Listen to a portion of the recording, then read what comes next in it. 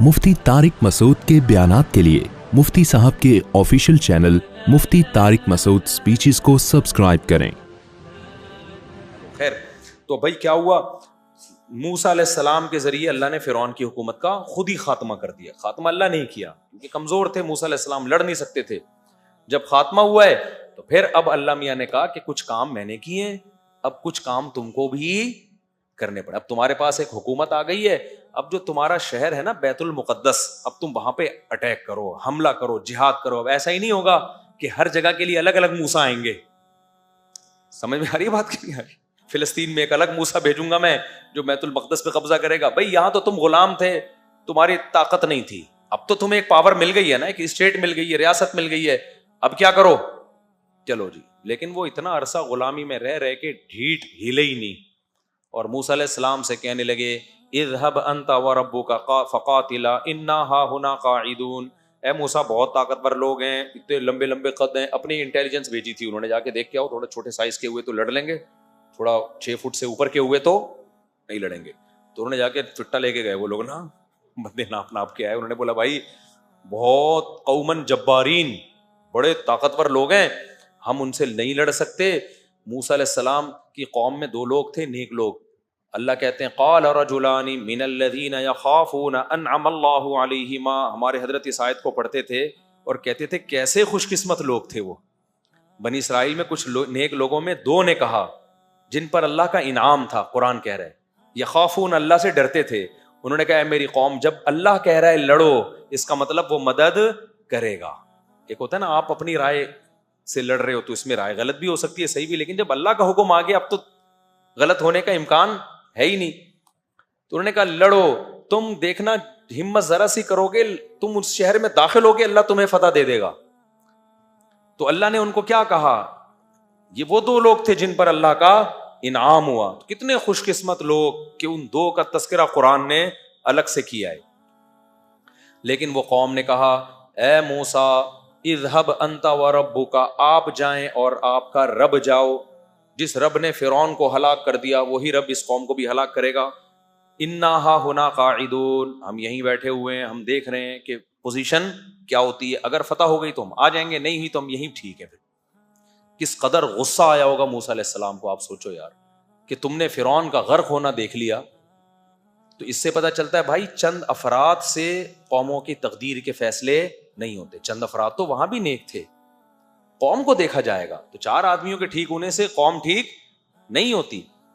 तो मूसा अलैहिस्सलाम ने जब ये सुना ना, मूसा अलैहिस्सलाम ने कहा अल्लाह मैं थक गया हूं, अब तू क्या कर, मैं अपने और अपने भाई का मालिक हूं, इन पे मैं जबरदस्ती नहीं कर सकता, लिहाजा मेरी इस कौम से जान छुड़ा दे। बस तू इस कौम से क्या कर दे, जान छुड़ा दे, मुझे इसका लीडर बनना ही नहीं है। ये गलत कौम जो है इसका लीडर मुझे बना दिया गया। आज यहूदी इसराइल कर रहा है और कह रहा है कि ये हमारा है। तुमने मूसा को सताया कितना है। मैं पहले ये थोड़ा मुकम्मल कर लूं ना, फिर बताऊंगा कि आज ये क्यों यहूदी इतना उछल रहे हैं।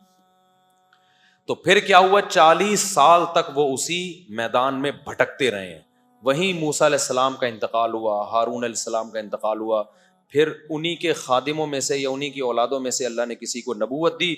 40 साल के बाद जाके फिर उन पर वही हुई कि अब आप जिहाद करो। तो फिर इन लोगों ने जिहाद किया और फिर उस जिहाद की बरकत से अल्लाह ने फतह अता फरमाई। और उसी में कुरान कहता है कि एक कमांडर थे, मुजाहिद थे, कमांडर भी नहीं थे, जिनका नाम था दाऊद। क्या नाम था? वो एक आम सिपाही थे लेकिन इबादत गुजार थे, जो फिर बाद में दाऊद अलैहिस्सलाम बने। तो दाऊद थे, उन्होंने बहुत बहादुरी से वो लड़े। अमीर का नाम था तालूत, और मुकाबला जिस कौम से था उसके कमांडर का नाम था जालूत। तो बनी इसराइल के कमांडर थे तालूत। अच्छा, इसमें भी देखो, नबी ने जब कहा ना लड़ो, तो इन्होंने कहा कि हमारा कोई अमीर नहीं है। तो नबी ने अल्लाह के हुक्म से तालूत नामी बनी इसराइल के किसी बुजुर्ग को, कमांडर को अमीर बना दिया। किसको अमीर बना दिया? ये सबक याद कर लेना थोड़ा सा। तालूत। अच्छा, तालूत में एक ऐब समझा जाता था, गरीब थे। बनी इसराइल ने कहा یہ تو غریب آدمی ہے, ہم غریب آدمی کو اپنا امیر نہیں بنا سکتے. یہ پوائنٹ ٹو بی نوٹڈ ہے, اس کو سمجھو, جو آج دینداروں میں بڑی خرابی آ گئی ہے. نبی نے کہا کہ دیکھو اللہ نے ان کو دو چیزوں میں تم پہ فضیلت دی ہے, زادہ بسطتاً فی العلم والجسم. فوج کا کمانڈر بننے کے لیے دو چیزیں ضروری ہیں, ایک لڑنے کی نالج, لڑائی کا تجربہ. یہاں علم سے مراد کیا ہے؟ نالج ہے اس کے, کیسے لڑا جاتا ہے, دشمن کی سازشوں کو کیسے سمجھا جاتا ہے. دوسری بات, اس کی صحت اچھی ہو. ٹی بی کے مریض کو کمانڈر بولو نہیں بنایا جا سکتا, چاہے کتنا ہی نیک ہو. یہ نہیں کہا کہ یہ تم میں سب سے بڑے چونکہ بزرگ ہیں, ان کی تہجد کی رکعتیں سب سے بولو نا زیادہ ہیں, اور روزے پابندی سے رکھتے ہیں. یہ بھائی ہو سکتا ہے بہت سارے بزرگ بنی اسرائیل میں ان سے بھی اچھے ہوں. کہا بھائی لڑائی کے لیے جو چیز چاہیے نا, ایک نالج ہونی چاہیے, تجربہ ہونا چاہیے, تجربے سے بھی نالج آتی ہے نا. دوسرا جسمانی صحت خاندانی ہونی چاہیے. تبھی تو ہم واگا بارڈر پہ جاتے ہیں نا, اپنے جب دیکھتے ہیں وہ لمبے لمبے قد, تو اچھا لگتا ہے ہمیں صحت. میں برما گیا, وہاں کی میں نے آرمی دیکھی, میں نے کہا یار ان کو تو گرفتار کرنے کا دل چاہ رہا ہے.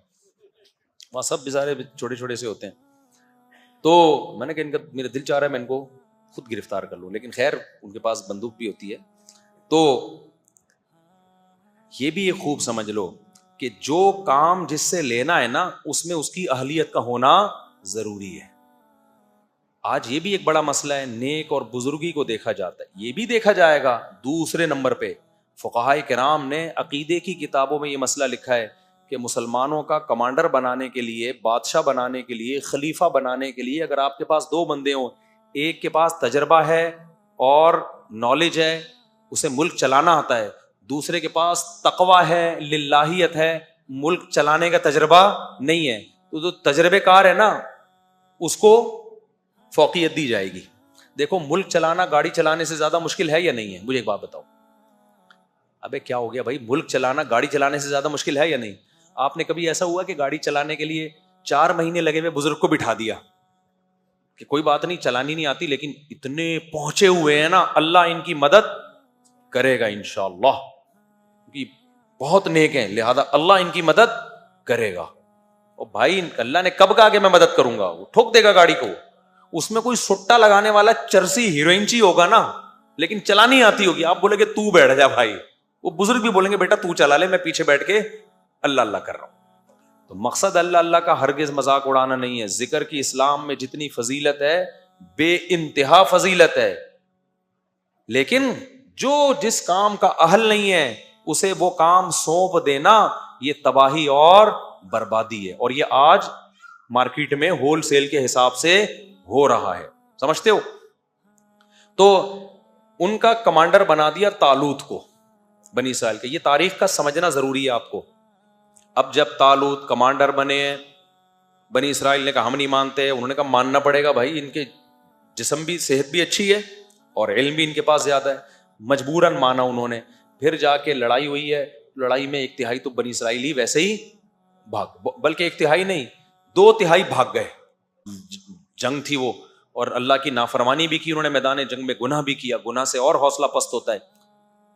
تو جب 2/3 تو بھاگ گئے, 1/3 رہ گئے, انہوں نے اللہ سے دعائیں مانگی, ربنا افرغ علینا صبرا, اے اللہ ہم پر صبر کو انڈیل دے, وثبت اقدامنا, اور ہمارے قدموں کو مضبوطی سے جما دے. یہ بڑا پیارا منظر ہوتا ہے خدا کی قسم, جب اللہ کا حکم ہو لڑنے کا اور آپ اللہ کے حکم پہ ٹھہرے ہوئے اور آپ کمزور ہو, پھر یہ دعائیں مانگنے کا بڑا لطف ہے. اے اللہ ہمارے قدموں کو جما دے, ہم پیچھے نہ ہٹیں. اللہ نے جمایا ان کے قدموں کو. سامنے بہت بڑا ان کا سردار تھا جالوت, وہ بھی ظاہر ہے علم میں اور جسم میں طاقتور تھا نا, تبھی تو اس کو کمانڈر بنایا تھا. اور جب کافر لوگ کمانڈر بناتے تھے نا تو پھر وہ شکل بھی دیکھتے تھے کہ جتنی ڈرونی شکل کا آدمی ہے نا اس کو بنایا جائے. یہ تو پھر بھی نہاتے تھے نا مسلمان, وہ لوگ تو نہاتے بھی نہیں تھے کہ وہیں سے بدبو سے ہی پوری فوج دیکھ کے بھاگ جائے دور. نہانا وہانا تو اب سیکھا ہے گوروں نے, 100-150 سال پرانا قصہ. اس سے پہلے کا خلافت عثمانیہ کے دور میں جب کوئی فرانس کا یا کوئی UK لندن وغیرہ کا شہزادہ آتا تھا نا, یا کوئی ملکہ, بادشاہ سے ملکہ سے ملنے, تو تاریخی کتابوں میں لکھا ہوا ہے کہ اس کو پہلے واش روم میں سروس ہوتی تھی اس کی, اس کے بعد بادشاہ سے ملوایا جاتا تھا, ان میں رواج نہیں تھا. تو اب کیا ہوا ہے کہ اسی جو طالوت کی قوم میں جو ہے نا, طالوت کے جو ماتحتوں میں ایک فوجی تھے داؤد علیہ السلام, ان لوگوں میں تھے جو بھاگے نہیں تھے. اور نہ صرف یہ کہ بھاگے نہیں, جب قوم کمزور ہو, دشمن طاقتور ہو, ایسے موقع پہ بہادری دکھانا بڑے کمال کی بات ہوتی ہے. داؤد علیہ السلام نے ڈائریکٹ ہدف کس کو بنایا؟ جالوت کو. ایسے موقع پہ تو ہر آدمی کہہ رہا ہوتا ہے میں بس ہلکی ہلکی یوں نا تلوار چلاتا رہوں, نمبر آ جائے میرے اور جان بچ جائے. داؤد علیہ السلام نے کیا کیا؟ ہدف کس کو بنایا؟ جالوت کو. بڑی بہادری کی بات ہے. اور داؤد علیہ السلام عبادت گزار بھی بہت تھے, عبادت کے ساتھ یہ چیز ہو تو پھر مزہ ہے. آج جو عبادت زیادہ کرتا ہے اس سے چلا بھی نہیں جا رہا ہوتا, ہلا ہی نہیں جا رہا ہوتا. نیک اتنا ہوتا ہے, بیٹھتا ہے تو پولیس آتی ہے اس کو اٹھانے کے لیے, کولیسٹرول کا پورا ڈبہ بن چکا ہوتا ہے وہ. آپ ماضی اٹھا کے دیکھیں, صحابہ, تابعین, قرآن کیا کہتا ہے؟ وَكَأَمْ أَيِّم مِّن نَبِيٍّ قَاتَلَ مَعَهُ رِبِّيُّونَ كَثِيرٌ. کتنے پیغمبر ہیں جن کے ساتھ اللہ والے مل کے لڑے ہیں. تو اللہ والے کیا کرتے تھے؟ پہلے ان پیغمبروں کے ساتھ مل کے لڑتے تھے. تو لڑائی کے لیے جسم کا ایکٹیو ہونا ضروری ہے یا نہیں ہے؟ اگر وہ ہر وقت تیجے 40ویں کی دیگیں پھوڑتے رہتے, حلوے, مانڈے, ربیع الاول کے مانڈے, پھر رجب کے کنڈے, اور پھر تیجے کے کنڈے, پھر فلانے کی دیگ کا ڈھکن, پھر وہ فلانے کی میلاد شریف, اگر یہ سب کچھ کر رہے ہوتے تو قرآن کیا کہتا؟ وَكَأَيٍّ مِّن نَبِيٍّ أَكَلَ مَعَهُ رِبِّيُّونَ كَثِيرٌ. معاذ اللہ, بہت سارے پیغمبر ایسے گزرے ہیں جن کے ساتھ ایسے اللہ والے لوگ تھے جو دیگوں کے ڈھکن کھولتے رہتے تھے اور دیگیں پھوڑتے رہتے تھے. قرآن تو کہہ رہے ہیں ان کے ساتھ ایسے اللہ والے لوگ تھے جنہوں نے تھوڑے تھوڑے ہو کے بھی بڑی بڑی طاقتوں کو شکست دی ہے. تو یہ جسم کی ایکٹیونیس کے بغیر, پھرتیلے پن کے بغیر, طاقت اور قوت کے بغیر ممکن نہیں ہے. تو یہ اسلام کا حصہ ہے اپنے جسم پہ محنت کرنا. پھوڑنے پھاڑنے کو نا مذہب سے نکال دو خدا کے لیے. رجب کے کنڈے, پھر ربیع الاول کے مانڈے, اور پھر 11ویں کے حلوے, اس پہ اسلام کا لیبل مت لگاؤ. اسلام کھانے کا حکم نہیں دیتا, اسلام روزوں کا حکم دیتا ہے. سمجھتے ہو؟ روزہ رکھنے والا ایکٹیو ہوتا ہے, پاور ہوتی ہے اس کی جسم میں. کھانے پینے والا ایکٹیو نہیں ہوتا, وہ گھی کا ڈبہ ہوتا ہے, کولیسٹرول کا ڈبہ ہوتا ہے. وہ آج جا رہے ہیں بہت سے, آپ کو لگے گا ڈھکن کھولنے کی دیر ہے, یہ خود دیکھ بن چکے ہیں. ایک تو نیچرلی کوئی موٹا ہو تو وہ تو اللہ کی طرف سے. میں نے بڑے بڑے علماء بزرگ دیکھے ہیں جو نہیں کھاتے لیکن قدرتی طور پہ جسم بھاری ہے. تو صحابہ میں بھی تھے, تابعین میں بھی تھے, اور بہت سارے اہل اللہ تھے ایسے. لیکن میں ان لوگوں کی بات کر رہا ہوں جو کھاتے ہیں, نہ دوڑتے ہیں نہ چلتے ہیں, کھا کھا کے عجیب حالت ہو گئی ہے. خیر, تو اب جب قتل کیا داؤد نے جالوت کو, تو ظاہر ہے ایک قوم وہ تھی جو 2/3 بھاگ گئے. اللہ کا ان پہ غضب ہوا کہ نہیں ہوا؟ تو اللہ کا جب غضب نافرمانوں پہ ہوتا ہے تو جو ایسے موقع پہ فرما برداری کرتے ہیں ان پہ رحمت بھی تو ہوتی ہے کہ نہیں ہوتی؟ تو رحمت اللہ کی اس پوری جنگ میں سب سے زیادہ داؤد علیہ السلام پہ ہوئی. یہ اس وقت پیغمبر نہیں, نبوت نہیں ملی تھی ان کو. اللہ کہتے ہیں انہوں نے جب بہادری سے لڑے اور جالوت کو قتل کر دیا, آتاہ اللہ الحکمہ, اللہ نے آپ کو نبوت بھی عطا کر دی, اور بالآخر بنی اسرائیل کے بادشاہ بھی کون بن گئے؟ داؤد. پوری خلافت کس کے ہاتھ میں آ گئی؟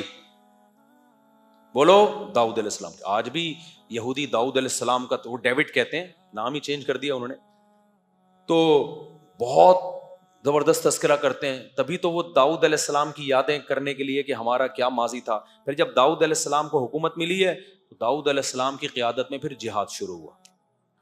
داؤد علیہ السلام کے بارے میں حدیث میں بھی ہے, قرآن میں بھی ہے, بے انتہا عبادت گزار. ساری زندگی داؤد علیہ السلام نے روزہ رکھا, ایک دن روزہ ایک دن ناغا, ایک دن روزہ ایک دن ناغا. یہ پوری زندگی داؤد علیہ السلام کا معمول تھا. اور پوری زندگی تہجد, اور قرآن, وہ جو زبور کی تلاوت کرتے تھے. اللہ نے آپ کو آسمانی کتاب بھی نازل کی آپ کے اوپر. ایسی خوبصورت آواز داؤد علیہ السلام کو اللہ نے عطا فرمائی کہ جب آپ زبور کی تلاوت کیا کرتے تھے تو پرندے آ کے ٹھہر جایا کرتے تھے. اور آپ کو اللہ نے ایک معجزہ دیا, کیونکہ ذکر بہت کثرت سے کرتے تھے. اگر مجاہدین سے یہ ذکر کا عنصر نکل جائے نا تو طاقت اور قوت تو رہ جائے گی لیکن جذبہ ختم. تو اس لیے اللہ نے جو لوگ اللہ کی راہ میں لڑتے ہیں ان کو ذکر کثرت سے کرنے کا حکم دیا ہے. تو داؤد علیہ السلام جب ذکر کرتے تو قرآن کہتا ہے یا جبال اوبی معہ والطیر، اے پرندوں اور اے پہاڑوں تم بھی داؤد کے ساتھ اللہ کا ذکر کرو. تو پہاڑوں سے بھی لا الہ الا اللہ کی آوازیں آتی تھیں. تو ایسا کھلے عام معجزہ تھا داؤد علیہ السلام کا. تو داؤد علیہ السلام نے کیا کیا؟ دے مار 4.5 گھوڑے لے کے پوری دنیا میں دوڑائے، ملکوں کے ملک فتح کرتے چلے گئے. آج یہ یہودی کہتے ہیں نا اسلام تلوار سے پھیلا ہے. بھائی جان یہودیت بھی کس سے پھیلی ہے؟ بولو، تلوار سے ہی پھیلی ہے. داؤد علیہ السلام نے جو پوری دنیا فتح کی ہے وہ کیا آپ کیا سمجھتے ہو کہ وہ محبت سے فتح کی ہے کہ ایکچولی ہم آپ کے کنٹری پہ آنا چاہتے ہیں سلسلے میں ہے بھائی؟ پھر داؤد علیہ السلام کی جب حکومت قائم ہوئی ہے، پورے دنیا میں تو نہیں ہوئی لیکن بہت سارے علاقے میں اللہ نے آپ کے ہاتھ میں لوہے کو نرم کر دیا. زریں بنایا کرتے تھے، جنگی ٹوپیاں بنایا کرتے تھے اور جنگی لباس پوری لوہے کی زریں وہ بنایا کرتے تھے داؤد علیہ السلام اپنے ہاتھوں سے، اور پھر فوجیوں میں بانٹتے تھے. پھر وہ پہن کے لڑائیاں ہوتی تھی تاکہ اثر نہ کرے تلوار. اسباب اختیار کر رہے ہیں کہ نہیں کر رہے؟ پھر داؤد علیہ السلام نے بہت ساری استغفر اللہ یعنی معذرت کے ساتھ شادیاں بہت زیادہ کی ہیں. یہ تورات میں ہی لکھا ہوا ہے تو میں کیا کہہ سکتا ہوں. خواتین غصہ ہوتی ہیں کہ شادیوں کا مضمون پتہ نہیں کہاں سے لے آتے ہیں. تو اللہ نے ان کو بہت زیادہ اولاد بھی دی. انہوں نے یہ نہیں کہا کہ 2 بچے ہوں لیکن تمیز کے ہوں، جیسے میں ایک تمیز کا اور اتنا نیک پرہیزگار، تو ایکچولی میرے جب 2 ہوں گے نا تو پھر وہ بہت زبردست طریقے سے ان کو میں پالوں گا اور اپنا جانشین بناؤں گا. یہ فلسفہ فیملی پلاننگ والوں کا ہے، اور یہ فلسفہ انہوں نے یہ دیا ہے کہ یہ ایک غلط بات گڑھی ہے کہ زیادہ تمیز کے ہو نہیں سکتے. حالانکہ یہ فلسفہ کیا ہے؟ غلط ہے. بدتمیز ہونے کو 1 انڈا وہ بھی گندا نکل سکتا ہے، تمیزدار ہونے کو تو 15 بھی صحیح ہو سکتے ہیں. تو یہ فلسفہ ان لوگوں کا بنایا ہوا ہے جس کی وجہ سے بچے ہی مارکیٹ سے شارٹ ہو گئے، تمیز تو دوری کی بات. یعنی اس چکر میں کہ نیک بچے پیدا ہوں، بچے ہی کیا ہو گئے؟ شارٹ ہو گئے. تو داؤد علیہ السلام کو اللہ نے بہت اولاد دی، بہت سارے. پہلے 4 سے بھی زیادہ کی اجازت تھی تو اسلام نے پابندی لگائی ہے 4 سے زیادہ نہیں کر سکتے. تو خواتین کو اسلام کا شکریہ ادا کرنا چاہیے، ورنہ پہلے تو اجازت تھی 4 سے بھی زیادہ کی. داؤد علیہ السلام کی 700 بیویوں کا تو تذکرہ ہمیں ملتا ہے آسمانی کتابوں میں. تو آپ لوگ خدا کے لیے ایک دم نا صحتیں نہیں ہیں، آپ لوگ ایک دم جوش. میں نے بتایا نا میرا ایک شاگرد تھا بہت باریک سا، بہت دبلا سا، اتنا دبلا تھا میں اس کو کہتا تھا جم جاؤ تھوڑا ویٹ لفٹنگ کرو. وہ کہتا تھا مجھ سے ویٹ نہیں اٹھتا. میں نے کہا تنکے کے 2 طرف بٹن لگاؤ، یوں کر کے اٹھایا کرو. تو جب بھی میں 2-3 شادیوں کی بات کرتا تھا نا وہ ایک دم جوش میں آ جاتا تھا، ایک دم خوش. میں کہتا بھائی ذرا آرام سے. میں نے کہا یار یہ تمہارے لیے آپشن نہیں. میں نے کہا تم شادی کرو گے 4-6 گلوکوز کی بوتلیں پہلے باہر رکھنا. مذاق کرتا تھا، اپنا شاگرد تھا وہ، ہنستا تھا میرے مذاق پہ. تو اب داؤد علیہ الصلوۃ والسلام کو اللہ نے بیٹے دیے بنی اسرائیل میں، ان کا نام سلیمان. تو سلیمان علیہ السلام بھی بہت عالی شان پیغمبر، ان کو بھی کنگ سلیمان کہتے ہیں نا آج بھی گورے. ان کو ایسی بادشاہت ملی کہ ابا سے جو خلافت ملی تھی نا تو اس کو اور انہوں نے آگے پھیلا دیا، اور اتنا جہاد ہوا ہے. تو یہودیت بھی کیسے پھیلی ہے بھائی دنیا میں؟ تلوار سے ہی پھیلی ہے. اب تعبیرات کا فرق ہوتا ہے. تلوار سے کی طاقت سے دنیا سے زنا اور برائی کا خاتمہ کیا ہے. اب آپ اس کو تعبیر کچھ بھی کر لو. تو اب کیا ہے کہ سلیمان علیہ الصلوۃ والسلام کی 100 بیویاں تھیں، صحیح بخاری میں. تو سلیمان علیہ الصلوۃ والسلام کی بھی اولاد ہوئی. تو پھر وہ جب واقعات آئیں گے سلیمان علیہ السلام کے پھر بتاؤں گا میں انشاءاللہ. ابھی تو تھوڑا سا خاکہ آپ کی نظروں میں بٹھا رہا ہوں نا انبیاء کا سلسلے کا. تو سلیمان علیہ الصلوۃ والسلام کی بہت بڑی ریاست قائم ہوئی ہے دنیا میں نا. اللہ نے آپ کے جنات بھی آپ کے تابع کر دیے. یہ حرام مصر دنیا کا عجوبہ ہے یا نہیں ہے؟ تو عین ممکن ہے یہ جنات کا تعمیر کردہ ہو. دنیا حیران ہے نا یار، یہ اتنی بڑی بڑی بے جوڑ اینٹیں جن میں جوڑ نہیں ہے، یہ کون سے کرینوں نے لا کے پہاڑوں کے اوپر رکھی ہیں؟ ہو سکتا ہے جن نے یوں کر کے اٹھا کے ایسے کر کے رکھ دی ہو. اور یہ بھی ممکن ہے کہ اس دور میں ٹیکنالوجی نے ترقی بہت زیادہ کر لی ہو، اس کا بھی پورا امکان ہے. تو یہ ضروری تو نہیں ہے نا کہ سائنسی ترقی ابھی ہوئی ہے، ہو سکتا ہے پہلے ہوئی ہو، پھر دنیا میں کوئی تباہی ہوئی اور سارا پروگرام اڑ گیا ہو. بہت کچھ ہو سکتا ہے. تو سلیمان علیہ الصلوۃ والسلام کی قیادت میں بہت بڑے حصے پر ان کی حکومت ہوئی ہے. یہ ساری اللہ نے اولاد ابراہیم کو نوازا ہے. اب چکر کیا ہے؟ چونکہ ان لوگوں میں پھر برائیاں آنا شروع ہوئی یہودیوں میں، پھر سلیمان علیہ السلام کے آگے سلسلہ جو چلا ابراہیم علیہ السلام کا، انہی میں پھر حضرت زکریا علیہ السلام پیدا ہوئے، حضرت عمران پیدا ہوئے، جن کے بارے میں ہمیں نہیں پتا کہ نبی تھے یا نہیں تھے، لیکن قرآن نے ان کا تذکرہ بہت اہتمام سے کیا. ان اللہ اصطفیٰ آدم و نوحا وآل عمران علی العالمین، کہ اللہ نے آل عمران کو جہان والوں پر منتخب کیا. تو عمران جو تھے، حضرت عمران، ان کی زوجہ، انہوں نے منت مانی کہ میرے ہاں بچہ پیدا ہوگا تو میں اسے بیت المقدس کی خدمت کے لیے وقف کر دوں گی. تو بچہ کے بجائے مریم پیدا ہو گئی، حضرت مریم. اچھا، حضرت زکریا علیہ السلام بھی بے اولاد تھے، اور یہ زکریا علیہ السلام تھے حضرت مریم کے خالو. سمجھ رہے ہیں؟ حضرت مریم کے خالو، یہ بھی بنی اسرائیل کے پیغمبر ہیں اور بہت زیادہ عبادت گزار تھے یہ. تو زکریا علیہ السلام کا زمانہ نبی صلی اللہ علیہ وسلم سے تقریباً 600 سال. زکریا علیہ السلام، حضرت مریم، حضرت عمران اور حضرت عیسیٰ، یہ 4 بزرگ شخصیات ہیں جن کا قرآن میں تذکرہ ملتا ہے. اور یہ چاروں نبی صلی اللہ علیہ وسلم سے تقریباً کتنا فاصلہ ان کا؟ 600 سال کا. ان میں پہلے حضرت زکریا اور یحییٰ علیہ السلام، ان میں پہلے حضرت زکریا ہیں، ان کی زوجہ کے بھانجی ہیں حضرت مریم. سمجھ رہے ہیں؟ حضرت مریم تھی حضرت زکریا کی زوجہ کی بھانجی، اور حضرت مریم کے بیٹے ہیں حضرت عیسیٰ، اور حضرت زکریا کے بیٹے ہیں حضرت یحییٰ.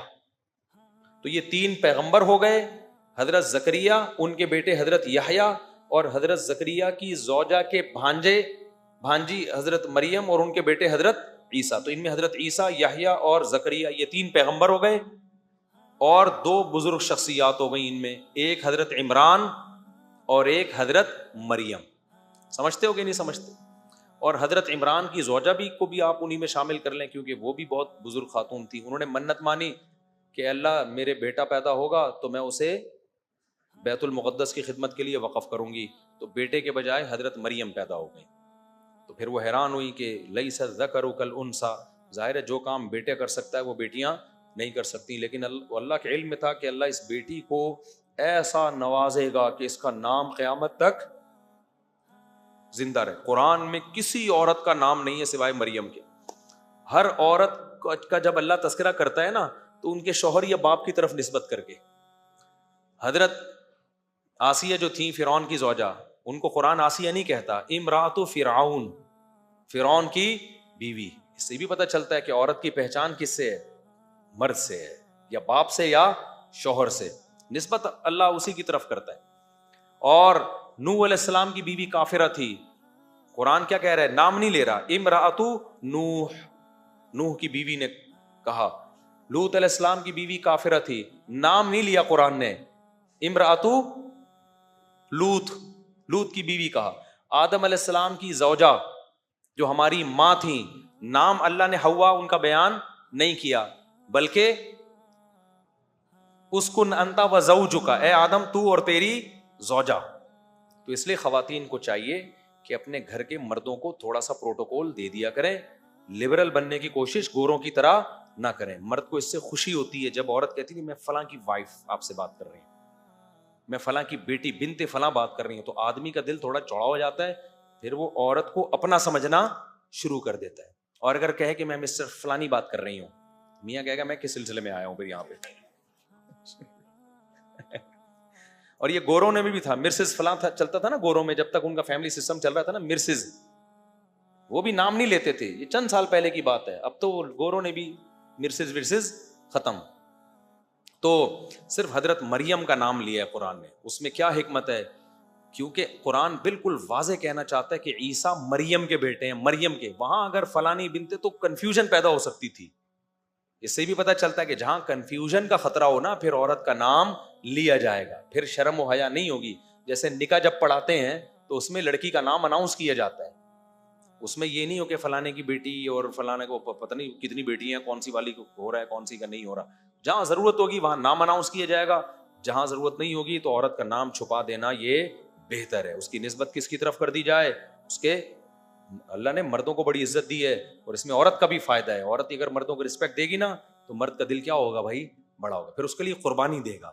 اور اگر اس کی آنکھوں میں آنکھیں ڈال کے بات کرے گی تو پھر آدمی تو پاورفل ہے بھائی, وہ پھر عورت کو رسپیکٹ نہیں دے گا. وہ کہے گا جب تم ہمارے جیسی تو ہم بھی پھر ٹھیک ہے, ہم تھوڑی تمہارے لیے قربانی دیں گے. وہ تو اب کیا ہوا, جلدی سے بات کو سمیٹتا ہوں. زکریا علیہ الصلوۃ والسلام کی بھی اولاد نہیں تھی, اور حضرت تو اس خاندان میں نا اللہ نے کوئی خاص رحمتیں کی, کیونکہ بنی اسرائیل کے یہ سلیکٹڈ لوگ تھے. ان کی خاصیت کیا تھی؟ قرآن کہتا ہے کانوا یسارعون فی الخیرات. حضرت عمران ان کی زوجہ, حضرت زکریا ان کی زوجہ, یہ جو خاندان تھا یہ راتوں کو اٹھ کے عبادت کیا کرتے تھے اور ہم سے دعائیں مانگا کرتے تھے, رغبا و رہبا, جہنم کے خوف سے اور جنت کی لالچ میں.